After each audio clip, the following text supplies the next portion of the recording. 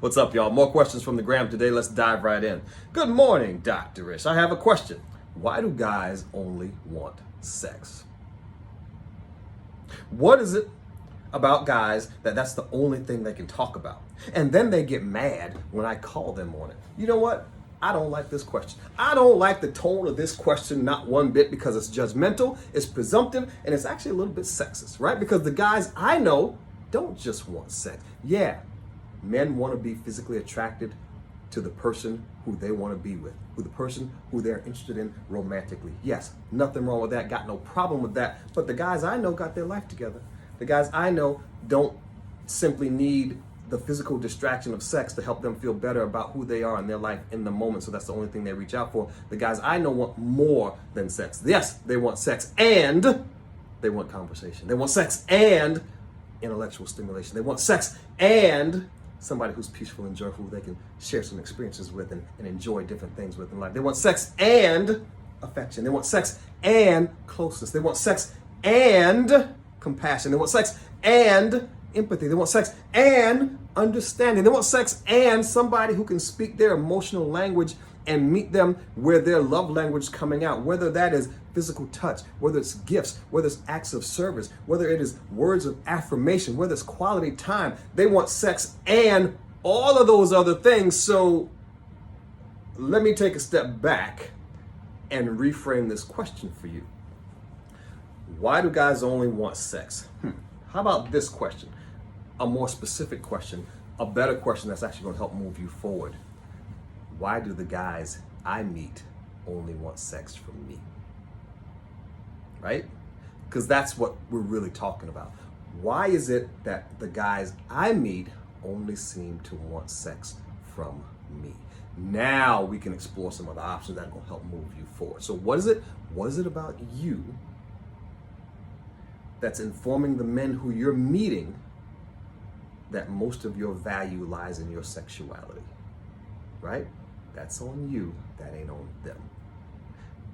If you want to meet a different type of dude, you've got to show up as a different type of woman. If you want to show up as a different type of woman, you need to understand where your true value lies, not just in your sexuality. Sure, you're beautiful. Sure, you're sexy. Yes, be all those things and be able to lead with some other things that let them know that you have value that also lies elsewhere outside of your sexuality, in addition to your sexuality. Does that make sense? Right? And then the second thing is, where are you meeting these dudes? Right? Because if you're meeting them at the club on Friday, yeah, guess what? They want to have sex. They just want to hang out. They just want to hook up. That's a whole nother thing.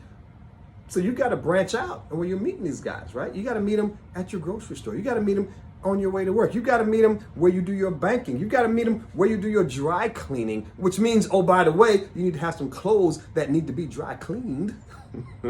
Right? You got to branch out. It may be simply a matter of you giving yourself permission to go some different places and meet some different types of guys, right? Go some different types of places and start meeting some different types of guys and allow yourself to be attracted to a different type of guy. Yeah, it is simply a matter of permission, right? You allowing yourself to listen to you and not what your mama and them said, and not what your girlfriends and them are going to think, and not who they think are going to be cool, and who they think are going to be corny, and who they think is going to be a good enough match for you, and who they would approve of, right? Most of the decisions we make are based on what other people think, our friends, our family, our close circle. And so what you need to do is branch out from that and allow yourself to do the thing that's going to make you happy. If you've been doing this thing and going these places and meeting these guys and it all leads back to the same place, then you need to start giving yourself permission to go some different places and meet some different types of dudes and show up as a different type of woman, which means you need to tap into some different parts of yourself and some different areas of value in yourself, right? That starts with you. That's on you. That ain't on them. I hope this makes sense. And I want you to have that talk with yourself. Ask yourself, right? What is it about me that keeps showing up that way? What is it about me? Am I leading with my sexuality or am I leading with something else? And give yourself an honest answer and then tap into those things that you value about you, right? Make yourself a list. 5 things. What are the 5 things I value about me? And none of those things can be physical. It can't be my eyes. It can't be my smile. It can't be my voice. It can't be my boobs. It can't be my butt. It can't be anything about me physically.